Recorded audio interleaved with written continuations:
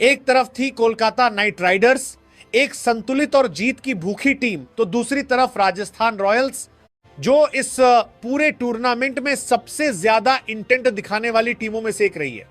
Rajasthan Royals के कप्तान रियान पराग ने और बिना ज्यादा सोचे समझे पहले बल्लेबाजी करने का फैसला कर लिया। यह फैसला शुरुआत से ही समझ से बाहर नजर आया, क्योंकि पिच पर नमी थी, गेंदबाजों को मदद मिल रही थी, नई गेंद स्विंग कर रही थी और स्पिनर्स को भी शुरुआती ओवर्स में टर्न मिल रहा था। ऐसे में पहले बैटिंग करना एक जोखिम भरा फैसला था और यही वो मोड़ था जहां से राजस्थान की पारी पर दबाव बनना शुरू हो गया। यहां कप्तानी पर सवाल उठाना जरूरी है, क्योंकि ऐसे हालात में आमतौर पर टीमें पहले गेंदबाजी करना पसंद करती हैं ताकि विपक्षी टीम को दबाव में डाला जा सके।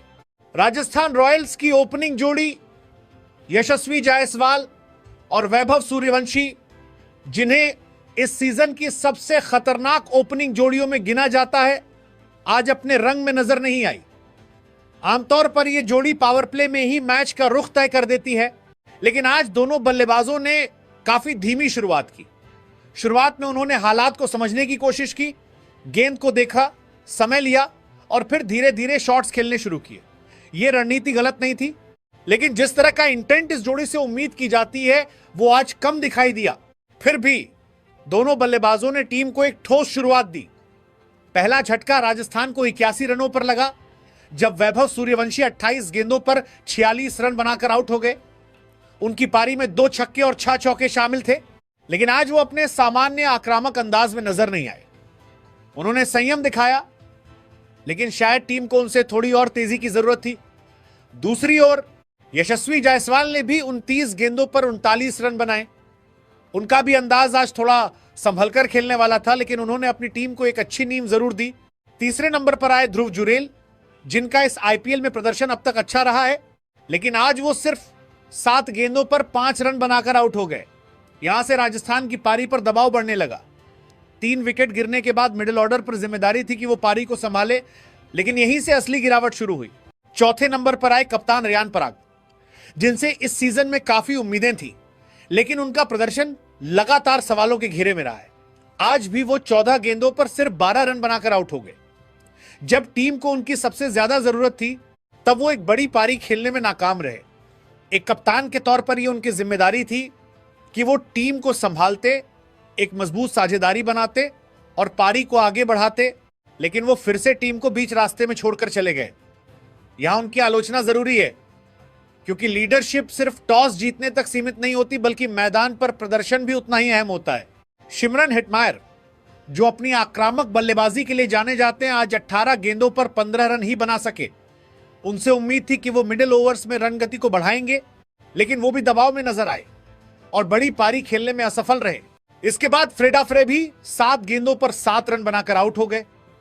पिछले मैच में उन्होंने अच्छी पारी खेली थी, इसलिए आज उनसे उम्मीदें ज्यादा थी, लेकिन वो भी उस भरोसे पर खरे नहीं उतर सके। फिनिशिंग की जिम्मेदारी निभाने में वो पूरी तरह नाकाम रहे। रविंद्र जडेजा जैसे अनुभवी खिलाड़ी से हमेशा उम्मीद रहती है कि वो दबाव के समय टीम को संभालेंगे, लेकिन आज वो भी 7 गेंदों पर 9 रन बनाकर आउट हो गए। एक सीनियर खिलाड़ी होने के बावजूद वो पारी को मजबूती नहीं दे सके और ये राजस्थान के लिए एक बड़ा झटका था। जोफ्रा आर्चर ने 5 गेंदों पर 8 रन बनाए, जो एक ठीक ठाक कैमियो कहा जा सकता है, लेकिन टीम को उससे ज्यादा की जरूरत थी। रवि बिश्नोई बिना खाता खोले आउट हो गए और शर्मा 3 गेंदों पर 1 रन बनाकर नाबाद रहे। इस तरह राजस्थान रॉयल्स की पूरी टीम 20 ओवर में 9 विकेट के नुकसान पर 155 रन ही बना सकी। यह स्कोर उस शुरुआत के मुकाबले काफी कम था जो उन्हें मिली थी। यहां सबसे बड़ी कमी मिडिल ऑर्डर की रही। जब टीम को स्थिरता की जरूरत थी, तब एक एक करके विकेट गिरते गए और किसी भी बल्लेबाज ने जिम्मेदारी नहीं दिखाई। यहीं पर यह बात साफ हो जाती है कि टॉस का फैसला कितना अहम होता है।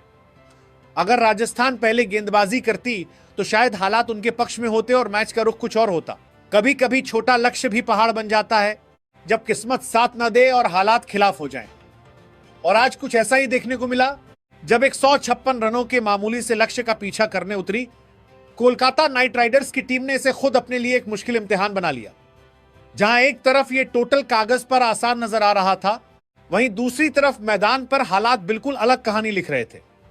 ऐसा लग रहा था मानो इस सीजन में केकेआर के सितारे गर्दिश में हैं, जबकि किस्मत पूरी तरह राजस्थान रॉयल्स पर मेहरबान दिखाई दे रही है।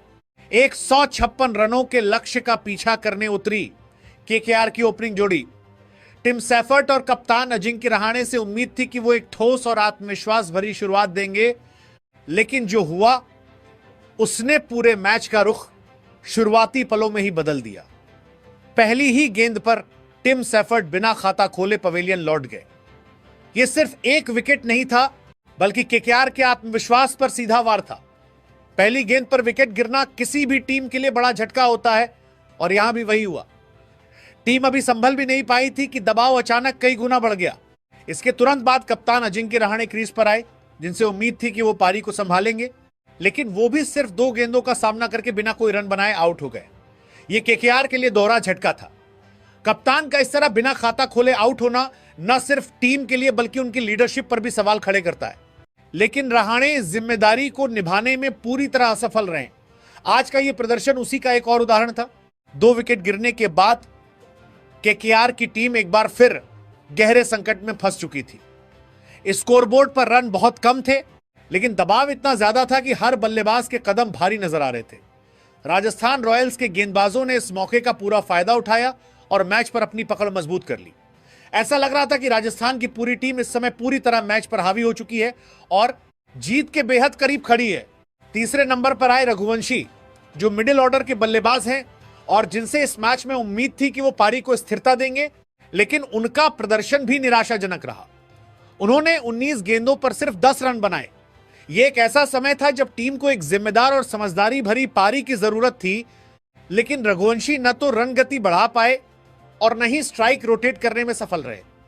इस पूरे आईपीएल सीजन में भी उनका प्रदर्शन कुछ खास नहीं रहा है और आज का मैच भी उसी निरंतरता को दर्शाता है।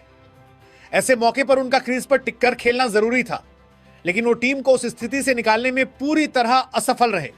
जब टीम को सबसे ज्यादा जरूरत थी कि कोई बल्लेबाज अंत तक टिके, तब ग्रीन भी अपनी पारी को लंबा नहीं खींच सके और टीम को बीच मझधार में छोड़कर चले गए। उनकी यह पारी टीम के लिए राहत नहीं बन सकी, बल्कि एक और अधूरा प्रयास बनकर रह गई। ऐसे समय में सिर्फ तेज रन बनाना काफी नहीं होता, जिम्मेदारी लेकर अंत तक खेलना ज्यादा जरूरी होता है, और ग्रीन इसमें नाकाम रहे। इस समय तक मैच का पूरा कंट्रोल राजस्थान रॉयल्स के हाथों में जा चुका था। उनके गेंदबाजों ने जिस तरह से लगातार विकेट चटकाए और रन गति पर अंकुश लगाया, उसने केकेआर को पूरी तरह बैकफुट पर ला दिया। 156 रनों का लक्ष्य, जो शुरुआत में आसान लग रहा था, अब पहाड़ जैसा नजर आने लगा था। हर गेंद के साथ दबाव बढ़ता जा रहा था और केकेआर के बल्लेबाज उस दबाव में टूटते नजर आ रहे थे। यहां यह साफ दिखाई दे रहा था कि क्रिकेट सिर्फ आंकड़ों का खेल नहीं है, बल्कि मानसिक मजबूती और हालात को समझने का भी खेल है। केकेआर की टीम इस परीक्षा में फेल होती नजर आई, जबकि राजस्थान रॉयल्स हर मोर्चे पर मजबूत दिख रही थी। गेंदबाजी, फील्डिंग और रणनीति, हर विभाग में उन्होंने केकेआर पर दबाव बनाए रखा। कुल मिलाकर इस चेज की शुरुआत ही इतनी खराब रही कि केकेआर कभी भी पूरी तरह मैच में वापसी नहीं कर पाई। कैमरन ग्रीन के आउट होने के बाद कोलकाता नाइट राइडर्स की पारी पूरी तरह बिखरती हुई नजर आई और यहीं से मैच ने वो मोड़ लिया जहां से वापसी लगभग नामुमकिन सी लगने लगी। स्कोरबोर्ड पर दबाव साफ दिखाई दे रहा था और ऐसा लग रहा था कि राजस्थान रॉयल्स इस मैच को पूरी तरह अपनी मुट्ठी में कर चुकी है। तभी क्रिकेट ने एक बार फिर अपना असली रंग दिखाया। इसी मुश्किल घड़ी में क्रीज पर खड़े थे रिंकू सिंह और अनुकूल राय, और यहीं से शुरू हुई वो कहानी जिसे कोई शायद लिखते हुए भी सोच नहीं सकता था। दोनों बल्लेबाजों ने न सिर्फ हालात को समझा, बल्कि धैर्य और आक्रामकता का ऐसा संतुलन दिखाया जिसने पूरे मैच की दिशा ही बदल दी। जहां एक तरफ केकेआर पूरी तरह शिकस्त मान चुकी थी, वहीं रिंकू और अनुकूल ने हार को जीत में बदलने का जिम्मा अपने कंधों पर लिया और धीरे धीरे एक एक रन जोड़ते हुए राजस्थान रॉयल्स के हाथों से जीत छीन ली। हर ओवर के साथ उनका आत्मविश्वास बढ़ता गया और राजस्थान की टीम के चेहरे पर चिंता साफ झलकने लगी। जो मैच एक समय पूरी तरह खत्म माना जा रहा था, वही मैच अब केकेआर की पकड़ में आता नजर आने लगा। आखिरकार रिंकू सिंह और अनुकूल राय की इस शानदार साझेदारी ने असंभव को संभव कर दिखाया और केकेआर को इस आईपीएल 2026 में उसकी पहली जीत दिला दी। यह जीत सिर्फ 2 पॉइंट्स नहीं थी, बल्कि आत्मविश्वास की वापसी थी।